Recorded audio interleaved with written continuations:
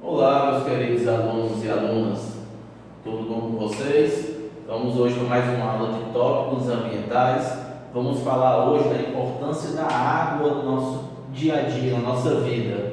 Mas antes a gente não pode se esquecer do nosso canal, né? Somos Seguranças lá no YouTube, youtube.com/Somos Segurança. Não esqueça de no final dar o seu like e de se inscrever no canal para acompanhar nosso dia a dia, dar essa força para a gente nessa nova jornada que nós estamos fazendo, certo?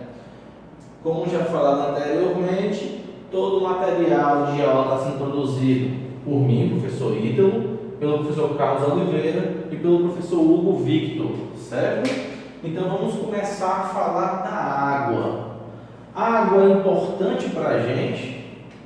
Você consegue viver sem água?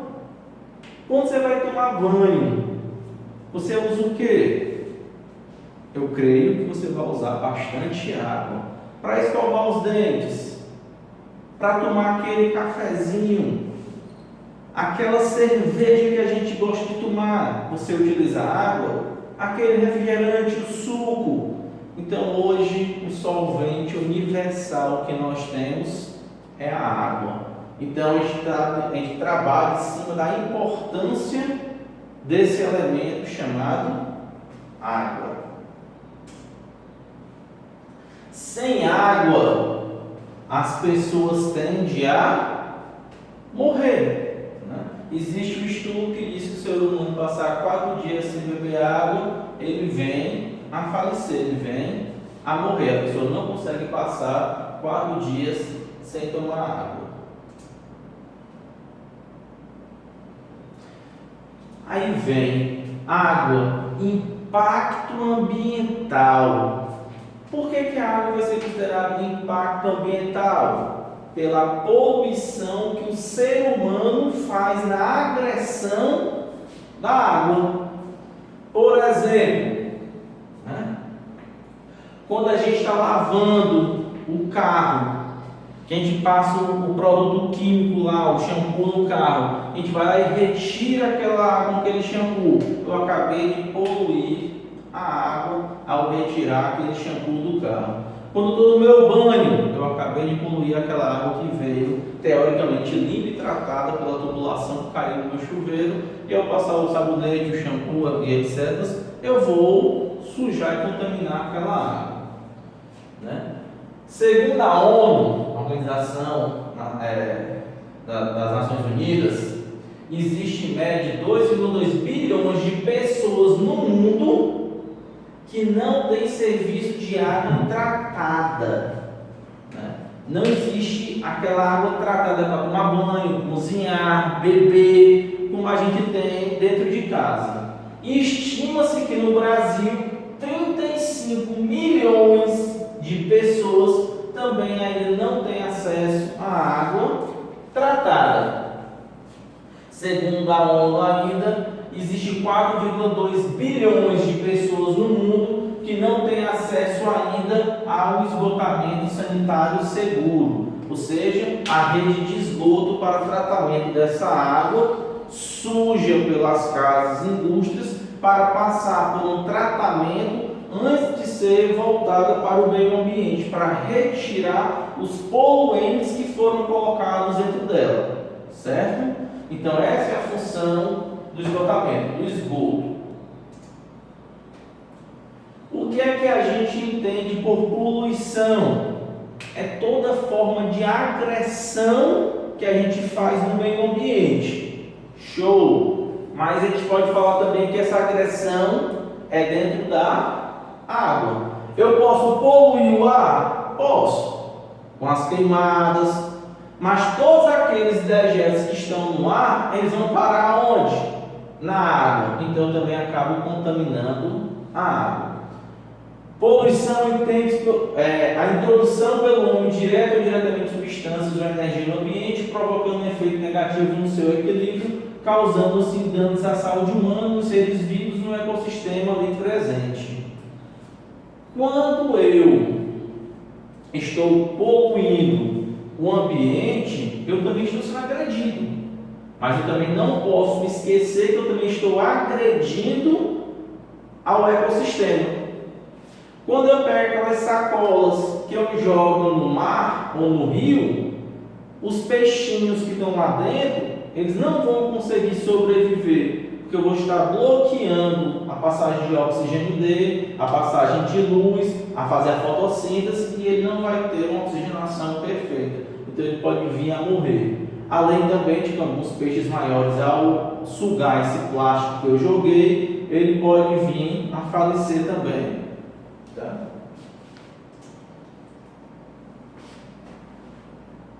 Ou seja, a poluição da água é a contaminação de corpos de água por elementos que podem ser nocivos ou prejudiciais aos organismos e às plantas, assim como a atividade humana. O resultado da contaminação traduz-se em água poluída.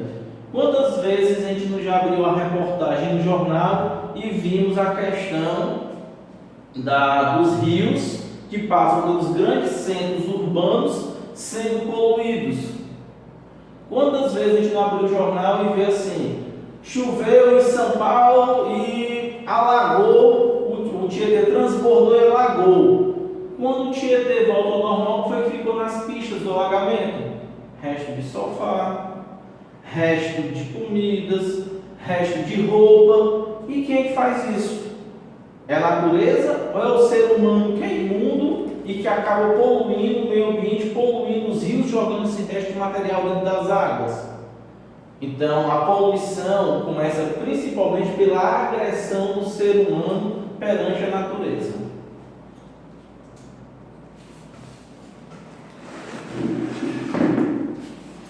Qual é a importância da água para a manutenção da vida humana? Gente, sem água eu não consigo sobreviver. O ser humano praticamente tem o seu corpo dominado por água, certo? Então, para a minha vida, para a minha manutenção, para retirar das minhas impurezas, para a minha hidratação, eu preciso de água.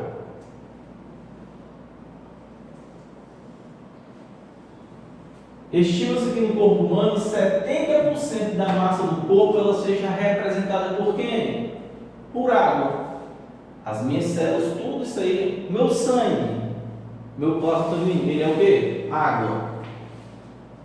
Quando eu estou exposto à insolação que leva à desidratação do meu corpo, se eu tenho uma perda de 1 a 5% de água, eu já começo a ficar com sede. O meu pulso começa a ficar acelerado e me dá uma fraqueza. Por quê? Porque o meu organismo ele entende que eu já estou com necessidade de consumir água para repor aquela quantidade que me foi perdida. Se eu tenho uma perda de 6 a 10% de água, eu já começo a ter dor de cabeça, já começo a ficar confusa a minha fala, a minha visão já começa a ficar um pouco turva. Por que a minha visão começa a ficar um pouco turva?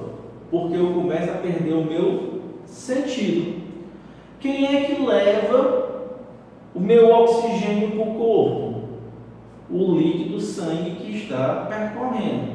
Se eu sofro desidratação, essa troca, essa permuta vai ficar dificultada. De 11 a 12% de perda d'água, eu já começo a entrar em delírio, a minha língua incha e eu posso vir falecer, ou seja, eu posso morrer. Uma pessoa pode suportar até 50 dias sem comer, mas apenas 4 dias sem beber água. Ou seja, a água ela é fundamental para a nossa manutenção da vida.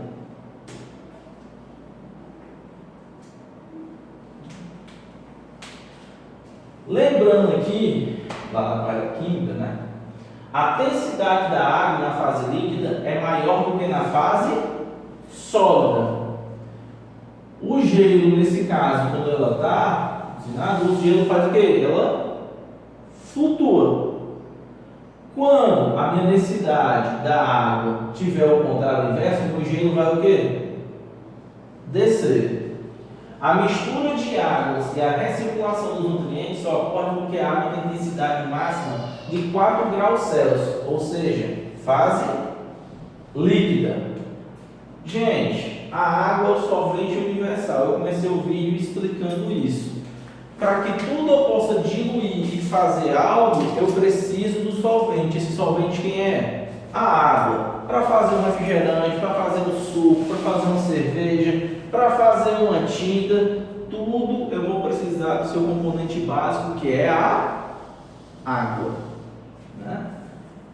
E o destino final de todo poluente que tenha lançado, não apenas diretamente nela, mas também no ar e no solo, vai parar na água. Quando eu estou lá na minha plantação, na minha fazenda, que eu jogo um agrotóxico, que vem a chuva, cobriu, aquele agrotóxico vai penetrar no solo, ele vai se filtrar e ele vai contaminar o lençol freático.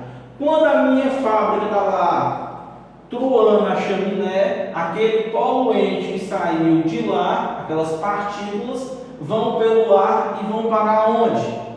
Na água. Então, existem as agressões diretas, que são aquelas que eu faço, que eu jogo, e existem as agressões indiretas, que são aquelas que eu agredo uma outra parte do meio ambiente, mas que vai se repousar sobre a água.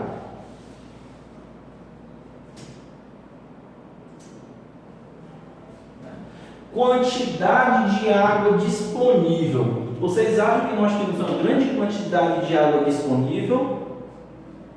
Eu tenho certeza que vocês devem ter pensado que não. Mentira, nós temos muita água disponível. O problema é porque a água potável, a água doce, é uma pequena parcela dessa quantidade de água disponível no planeta. A água salgada no planeta, ela representa 97,5% de água salgada, ou seja, oceanos, né? E de água doce, 2,5%. Quando eu digo água doce, eu não estou dizendo que essa água já é a água tratada para a gente ter consumo. É água que existe doce no planeta. Aí entra aqui os poluídos, entra aqui as águas que a gente não tem acesso, e entra aqui a parte subterrânea. Então, não estou dizendo que 2,5 é rios e lagos, não. É toda a água doce existente no planeta. A qualidade de uma determinada água é a função do uso que ela se faz.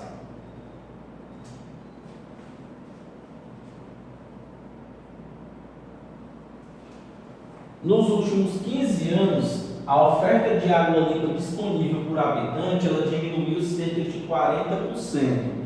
Claro, a população está aumentando, o consumismo está aumentando, a quantidade de lixo gerado está aumentando, a quantidade de alimentos produzidos está aumentando e estamos agredindo o solo, o ar e a água. Consequentemente, a água vai tendo o quê? Uma diminuição de probabilidade de eu ter água potável para o meu consumo. O uso da água na agricultura deverá aumentar nos próximos anos. Se eu estou aumentando a população, logicamente que eu vou precisar de um maior consumo para que essa população venha se alimentar. Mas para mim ter uma maior produção na agricultura, consequentemente, eu vou ter um maior desperdício de água e uma maior contaminação do lençol freático. Em 20 anos deverá ocorrer uma crise relacionada à disponibilidade de água. Alguns países no mundo, dessa água doce que existe uma grande concentração de água nele, comparado com outros países. O Brasil é um dos que possui a maior quantidade de reservas de água no mundo. Doce, não estou dizendo potável, tá? O Brasil possui 12% da água doce disponível no mundo, ou seja, o Brasil ele é rico comparando com os países em água, mas a gente tem um grande problema, a gente não cuida da água que nós temos, nós desperdiçamos água, quando nós lavamos a calçada, quando nós lavamos os carros.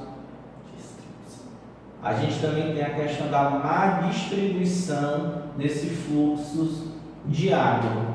Locais que têm grande quantidade, locais que têm menos quantidade e a má distribuição, porque muitas pessoas não conseguem ter acesso à água. 9,6% na região da Amazônica e 2,4% no resto do país. Qual é o problema? Que é onde se concentra a maior quantidade de água é destinada à menor população, apenas 5% da população brasileira. E aonde tem a menor quantidade de água, tem que atender 95% da população brasileira.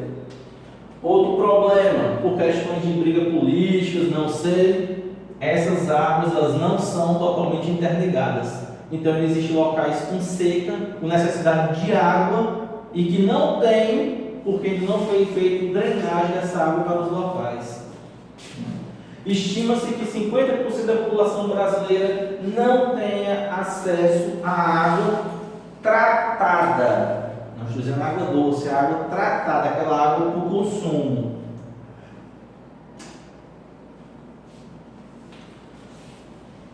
A água potável, ou mesmo a água doce disponível na natureza, ela é restrita, como a gente viu, né? 97,61% total da água do planeta, ela é proveniente de quem? Oceanos. Aí eu também não posso me esquecer dos polos do planeta, né? Que formam as calotas polares, as geleiras, que representam 2,8% da água que está congelada. Água subterrânea, 0,29%, e água doce de lagos, 0,09%. Água salgada de lagos, 0,008%, e água misturada no solo, 0,005%. Rios, 0,00009%, e vapor d'água na atmosfera, ou seja, a umidade, 0,0009%. Então, por aí vocês tiram a quantidade de água doce disponível no planeta. E vocês ainda reduzem mais ainda a quantidade de água potável no planeta. Tá? Diante desses percentuais, apenas 2,4% da água ela é doce. Porém, somente 0,02% está disponível em lagos e rios, que abastecem as cidades e podem ser consumidas. Nesse 0,02%, eu ainda tenho que retirar os rios e lagos que foram contaminados pelas ações egoístas do ser humano. Né? Aquela empresa que não tem o saneamento que joga em rios, aquele saneamento que não foi feito o tratamento e que é despejado em rios, aquele lixo que a população pega e joga dentro dos rios, né?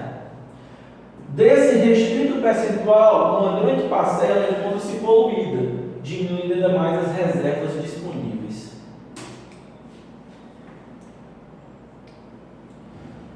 Qualidade da água disponível. Vocês acham que a qualidade da água que hoje é disponível para a gente é uma água de qualidade? É uma água que vai ser assim, 100% confiante para o meu consumo? A gente sempre fica com aquela pulga atrás da orelha, né?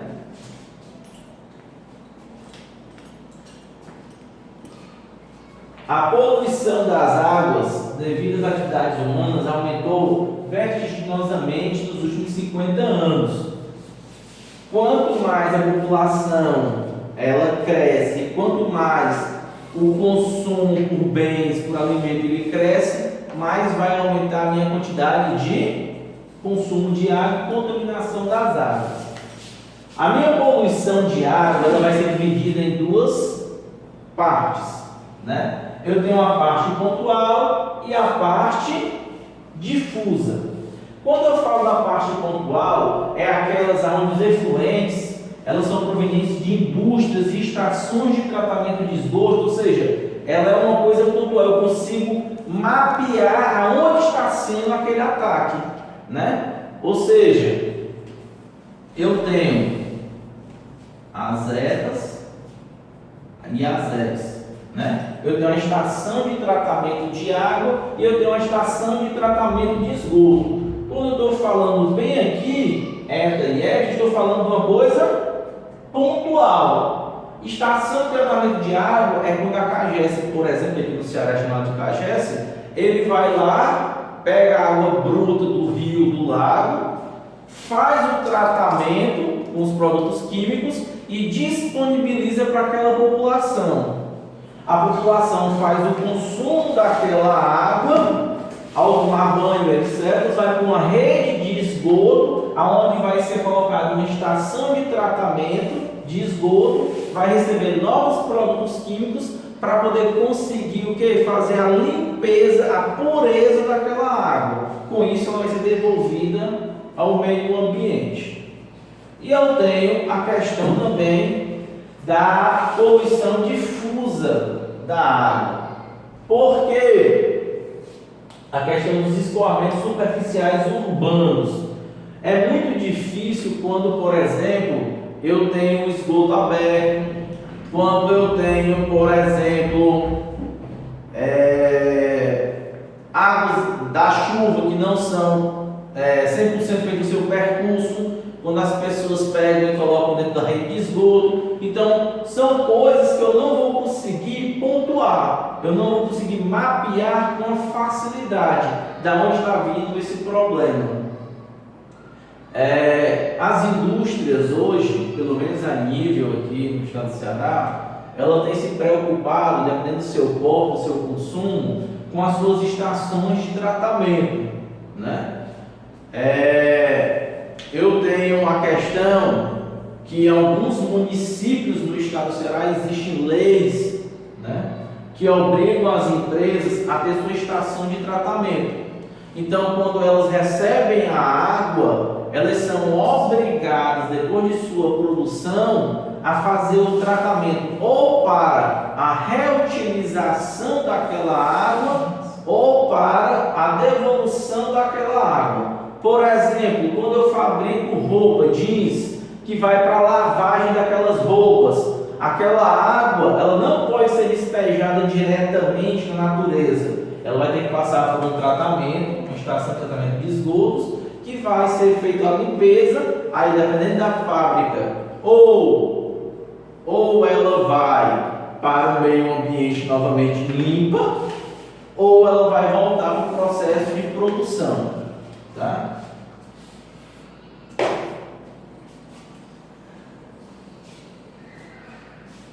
As principais formas de poluição que afetam nossas reservas de água são sedimentar, que é a poluição direta que eu jogo, são sedimentos, plásticos, papéis, coisas que eu jogo no meio ambiente. Eu tenho a questão biológica, que é aquela água suja que eu tenho, que ela vai com bactérias, vírus, e isso vai para o meio ambiente, e com isso vai afetar o ecossistema marinho.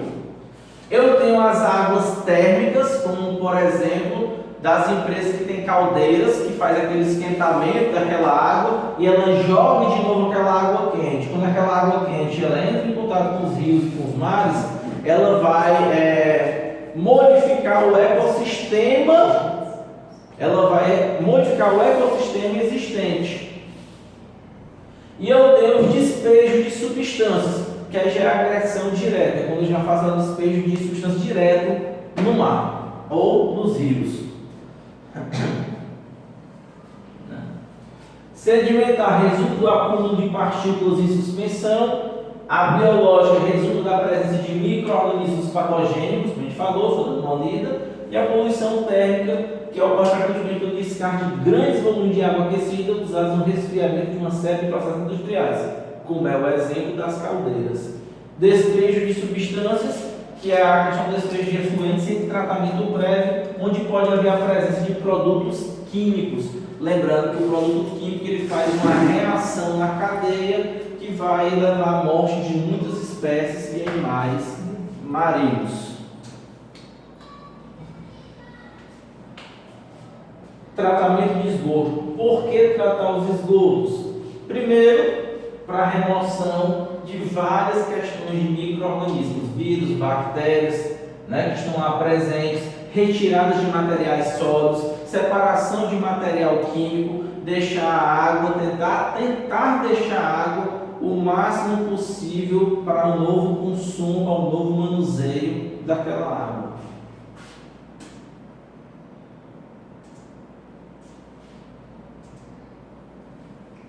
no controle da poluição, né, eu tenho algumas doenças que são associadas. Eu tenho algumas doenças associadas a essa questão, né? Doenças transmitidas diretamente através da água: cólera, febre tifoide, febre batifoide, desinteria bacilar, amebíase,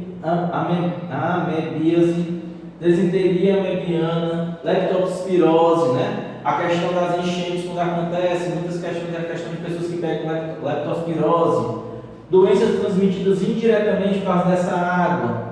Nessa questão tem as doenças transmitidas indiretamente através da água: esquistossomose, malária, perturbações gastrointestinais, ou seja, eu posso ter diarreias, eu posso ter malárias, eu posso ter leptospirose, tudo pela questão de quem? De poluentes que estão dentro da água, por a gente contaminar esse bem que a gente tem, esse ouro que a gente tem, chamado água.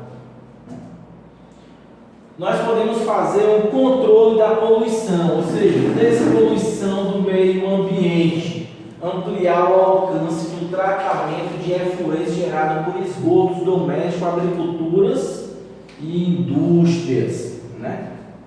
Como é que eu vou fazer esse processo? A gente já veio falando, a estação de tratamento de esgotos. Eu tenho que me lembrar que a água, ela é um ouro. Eu tenho que me lembrar que a água, ela é finita. Se eu não cuidar, eu fico sem. Se eu não cuidar, eu fico sem. Ela é finita. Eu tenho que evitar poluir novamente o ambiente. Como? Ter consciência da necessidade de diminuir o volume de detritos gerados. Eu preciso ficar jogando lixo nos rios, lagos ou indiretamente nos bueiros. Eu preciso agredir esse ambiente? Não. Proteger áreas de mananciais à ocupação humana. Quantas construções estão sendo construídas dentro de nascentes, acabando com as nascentes, desmatando as nascentes? A água vai acabar. Se eu agredir o meio ambiente, a água vai acabar. Implantar métodos mais eficientes de irrigação, minimizando o desperdício da água utilizada na agricultura. Eu tenho que pensar em meios para que eu não tenha desperdício como existe hoje na agricultura. Fazer uma agricultura irrigada, sim, mas com o menor consumo. Exemplos: gotejamentos, implantações de canalizações irrigadas por gotejamentos e outros meios que já existem hoje nos estudos.